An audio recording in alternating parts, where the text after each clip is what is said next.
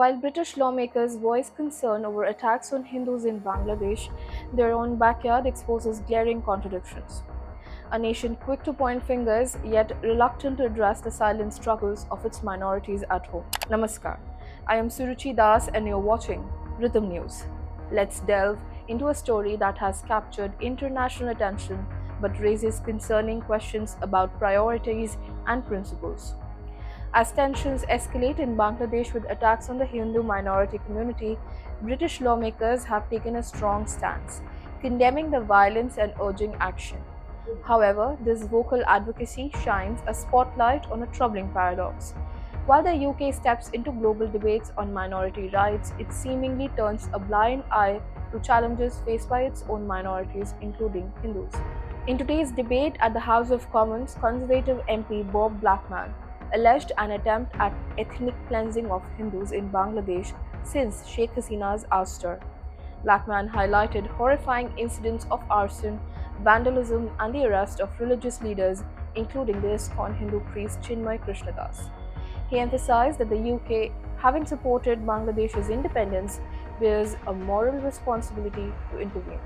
Labour MP Barry Gardiner and Sikh MP Gurinder Singh Josan echoed similar concerns, emphasizing the plight of Hindus and the failure of Bangladeshi authorities to uphold justice. Priti Patel, the Indian origin former UK Interior Minister, made a passionate appeal for decisive action, urging the government to engage with Bangladesh's interim leadership under Nobel laureate Muhammad Yunus. Patel decried uncontrolled violence targeting Hindus, Sufis, and other minorities, citing historical ties between the UK and Bangladesh as a reason for Britain's involvement.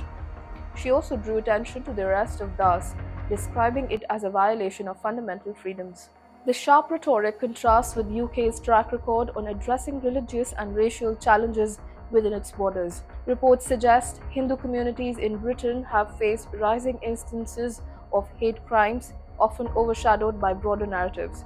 Religious discrimination in schools, workplaces, and public spaces frequently goes underreported, raising questions about the UK's commitment to safeguarding minority rights at home.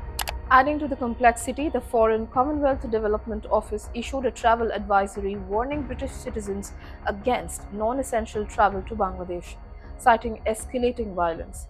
This response, while pragmatic, highlights the UK's strategic interests over humanitarian concerns, critics argue. Meanwhile, protests in India have added to the diplomatic tension.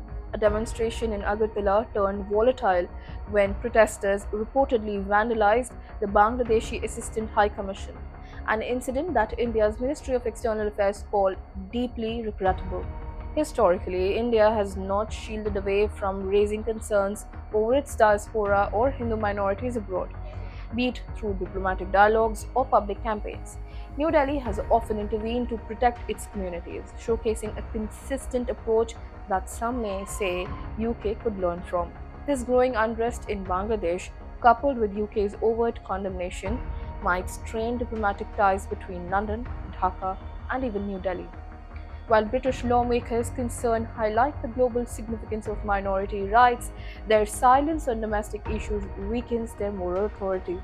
For Bangladesh, these international critics might pressure the interim government to act, but the larger question remains: can external voices truly ensure justice when systemic issues persist? As the UK amplifies its role as a global guardian of rights, its credibility hinges on aligning words with actions, both abroad and at home. Jai Hind.